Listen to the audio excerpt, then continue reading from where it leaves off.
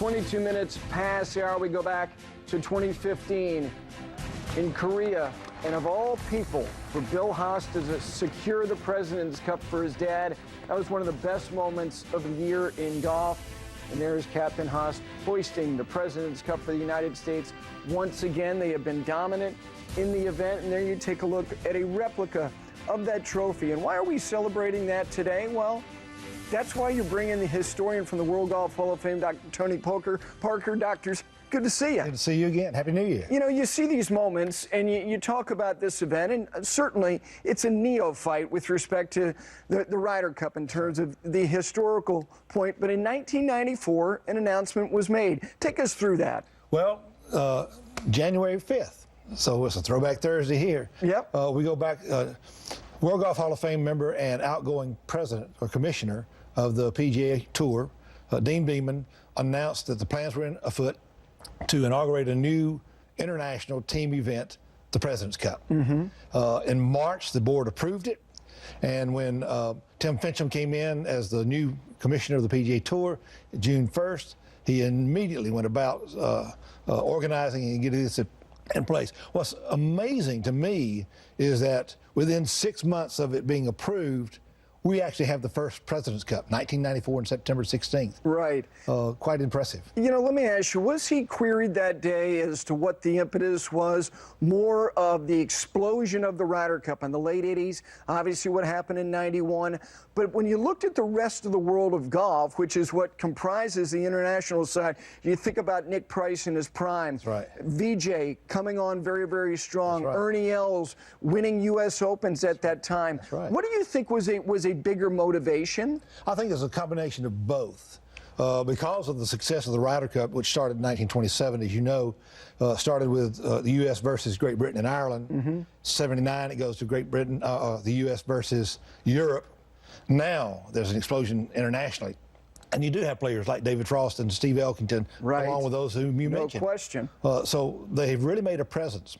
So I think it's only fitting that folks are saying, look, I can't play for the European team because I'm South African, I'm Australian. We need a tournament. And so, yeah, on the back of that, I think it's just a natural progression to go into an international event. I mean, it is a global game. It is. These bags we have in front of us, I mentioned before the break, you know, all these men are members of the World Golf Hall of Fame, all major champions, but the PGA Tour and their approach to selecting the captain didn't fall in line necessarily with the way that we looked at the resume of Ryder Cup captains, particularly on the United States side. Take us through these bags. Well, it's kind of interesting because the first, in 1994, Hale Irwin was selected. And he was the only playing captain. And it's interesting because Paul Azinger was his assistant captain, who was just coming off of a bout of cancer. Right. And then for the international team, it was David Graham, Australian. And so these guys are at the top of their game, but they're also kind of moving down the way a little bit. Sure. They're just past new bloods coming in. Arnold Palmer is the captain of the second. And then Peter Thompson on the international side for 3 years.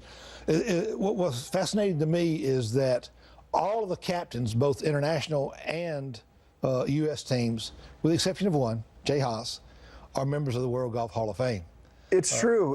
But what is also interesting to me, you mentioned Arnold Palmer, you know, there's this theory that you have to have this really tight connection to the players that you're going to be captaining. But when you consider Jack Nicklaus on multiple occasions, 4 times, Gary Player as well, and obviously Mr. Palmer and Ken Venturi, that was not the case at all. These were elder statesmen of the game, not guys on the back end of their playing careers. Yeah. I think part of that has to do with name recognition. Because you really want to get a kickstart. You want to get this up and recognized globally. And the king, I mean, if there's one face that's known everywhere, Arnold Palmer. And then Nicklaus, 4 times captain, Player, 3 times captain, Peter Thompson, 3 times captain, and of course Nicky Price coming up 3 times captain. So these are household names on the international field. Now they might be elder statesmen when they became captains of the President's Cup. But again, people know that name. They do. They know these names, and because these guys are the stalwarts of the game, they were able to, I don't want to say cajole, they were able to bring in a lot of the young players to play. Because remember, there's no money for this. No, you're exactly right. Very quickly, the decision made by Gary Player and Jack Nicklaus in South Africa, do you think that's the most important thing that has happened in the history of this event? Two things. To issue a tie after what was a multiple-hole playoff with Woods and Els. That's right. Yeah, the 3-hole playoff still tied. Darkness is coming on. I think it's reminiscent of '79 when Nicklaus conceded to Jacklin. 69, yeah. 69, sorry. Yep. 69 to Jacklin for the Ryder Cup. Gamesmanship, sportsmanship, and I think it's fair. What's unique about that particular tournament, 2003, is it's in South Africa, so who better to be the captain than Gary Player? No question.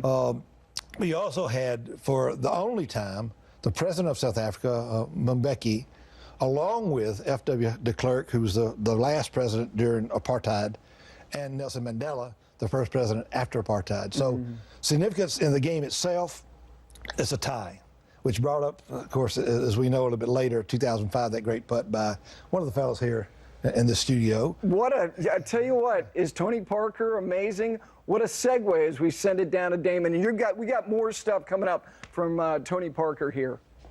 Dr. Tony.